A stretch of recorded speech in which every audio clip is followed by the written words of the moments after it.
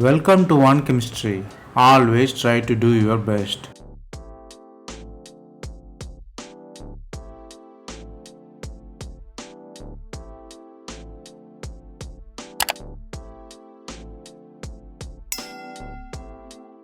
Now, let us see about 100 conversion in organic chemistry. We are seeing it as episodes. This is the episode number 86. If you didn't watch previous episodes, I encourage you to go and see. Here, we solve 5 problems step by step. Stay tuned.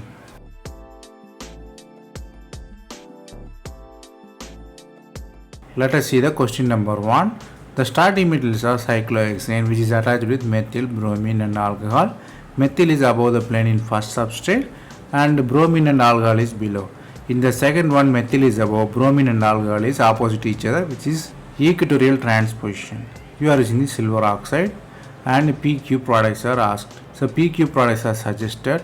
The products are mostly ketone or COO group is established there. Whether ring contraction occur or not or what happened to oxygen is the real question here. From the reactant to product, you might guess stereochemistry is definitely playing the role and the question of elimination also there. The answer is A. Let us see how.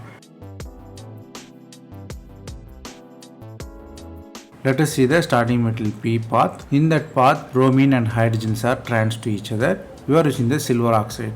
The silver oxide abstract the silver bromide, so you have a cation formation. The cation has to be quenched. So what really happens is hydrate shift will be there because the hydrate shift is favorable because which is trans to Br.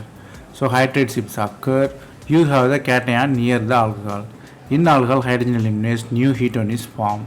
So if you rewrite nicely, P1 is cyclohexanone with kind of fourth position you have methyl there. So if you redraw nicely to the 2 dimension, you have cyclohexanone with methyl on the fourth position. In the second starting metal, you have bromine in the equatorial position. So you are using the silver bromide again. So they are removing the silver bromide. You have the cation there.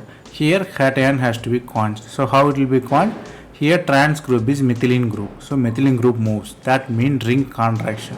Here driving force for ring contraction is quenching of charges. So cation form near alcohol. Again it forms as a ketone. It's a 5-member one.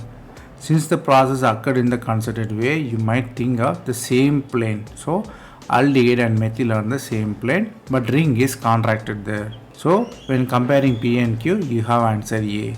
Here you have to learn 2 important things. One is silver oxide role.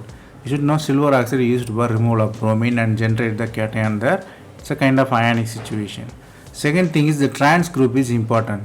The trans group involved in the cation quenching. So trans group moves, cation quenched as a ketone in both cases. The first case hydrate shift which is trans, second case methylene shift which is trans there.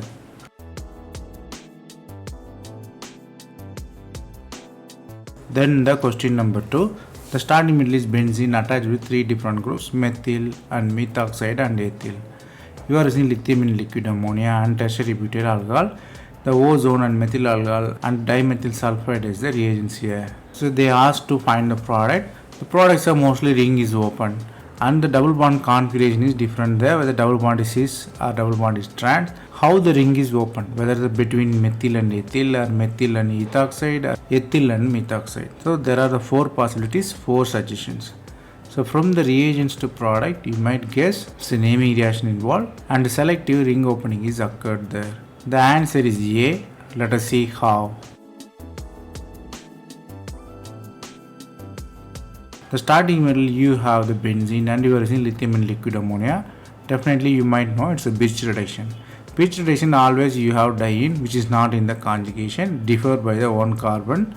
So what really special is where it will form. It will form near the electron donating group. That's how the radical mechanism works here.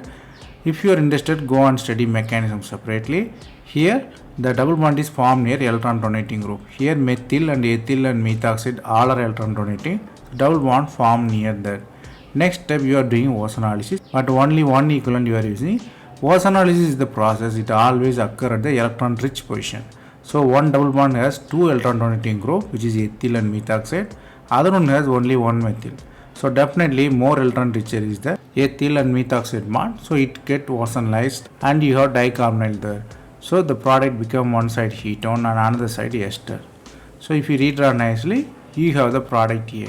Here you should know one important thing, which is alkene conformation. Here alkene didn't participate in the reaction, so retention of the same configuration is there. The starting metal it has Z, the product end also Z. So the configuration didn't change from reaction to product, so it's retained. So it's always cis, or you can say Z, which is answer A. Here you have to learn two important things. One is Birch reduction.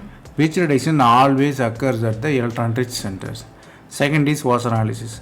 Wasser analysis is also same condition. The reduction always happen at the electron rich center.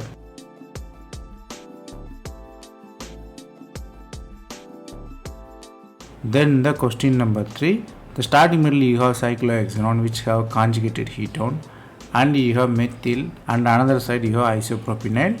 Then you are using the organolithium. It is attached with methyl butene. Then you are heating and you are using the base. They ask you to find the product. The real question is about ring is closed or not. So the all carbon combined ring is closed or not, or just a linear carbon-carbon bond is formed or not is the question here. So how the ring is closed, whether it is in the aromatic way or non-aromatic way, or just a combination of end to end carbon. So from the reactant to product you might guess ring closure definitely occur, and which way closure is the real question here. The answer is C. Let us see how. The starting metal you have conjugated ketone and you have alkene, but you are using the organolithium there. Organolithium is the anion generating species, so it attacks the carbon. So it's a hard one, so it attacks the 1,2 addition, not 1,4 addition. So lithium anion attacks in the 1,2 position. You have new CC bond formation. So you have dienes there and alcohol is there. Next step you are using the base. So base abstract the proton and induce the rearrangement. What is the rearrangement possible here? Here you have diene which is near to the 6-member kind of architecture.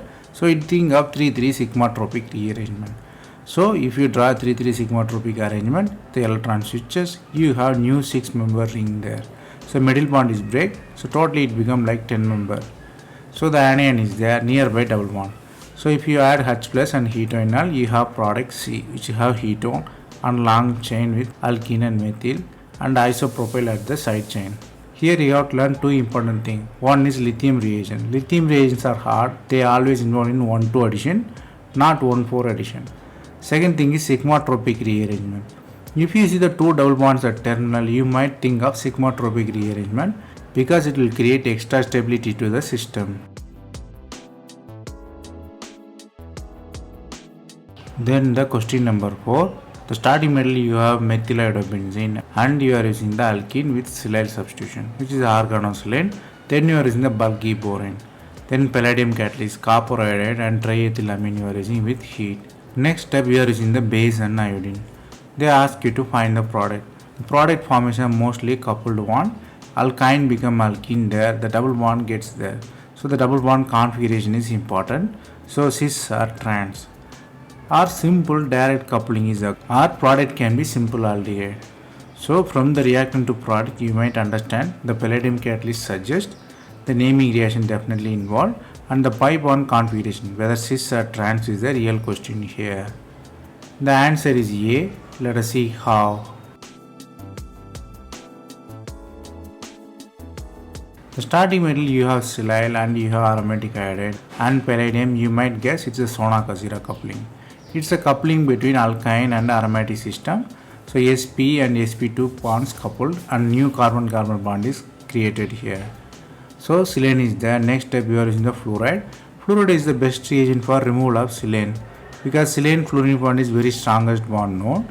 So fluorine removal occurs. So you have alkyne there at terminal. Next step you are using the boron. Boron is the bulky one. So hydroboration what really leads to the trans configuration here, or you can perfectly say it's E configuration. Then the next step you are using the iodine. So the iodine attached with alkyne, so you have positive charge on the iodine, it might quench. So next step you are using the base. So after trans alkene formation you are using the sodium hydroxide. So what really happens, sodium hydroxide convert B bond into BOH2 into BOH3. So B possesses negative charge here. Next step you are using the iodine. Iodine directly bond with the double bond. It forms 3-member ring with iodine cation. So charge has to be quenched where the ring will be opened there. Here it's easy, phenyl side, because there where the stable cation is formed. So ring is open on phenyl side, you have iodine there. The iodine configuration is retained through the start from the end. So obviously the configuration is E, or you can say trans. So the answer is A. Here you have to learn two important things. One is Sona-Kajira coupling. Sona-Kajira coupling came important because it coupled sp2 and sp bonds. So carbon-carbon coupling. The second thing is bulky boron. Bulky boron always lead to the trans bond or E bond.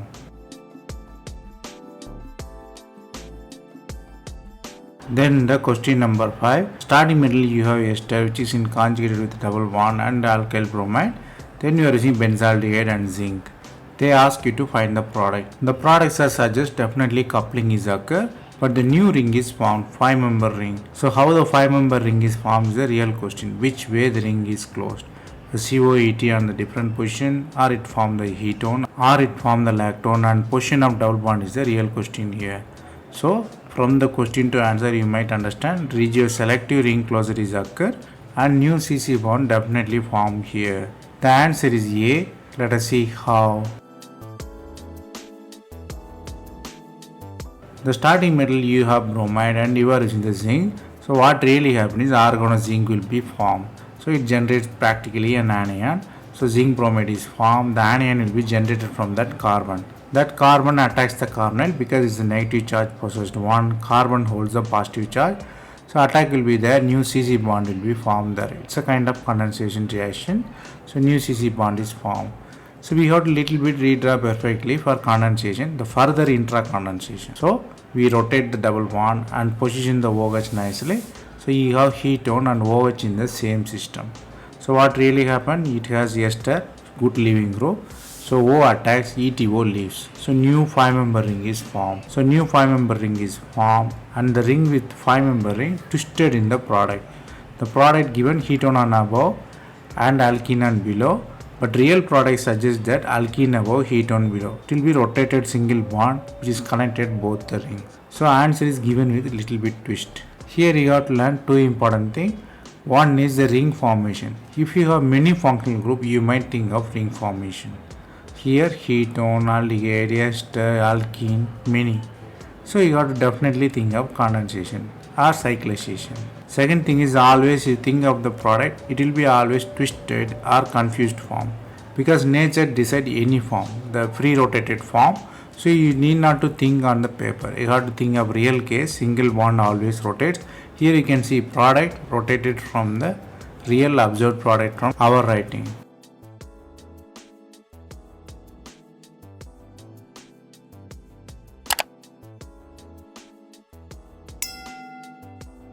That's all from this episode. I hope it was easy. Thanks for watching. If you have any suggestion, comment below. Stay tuned for next episode.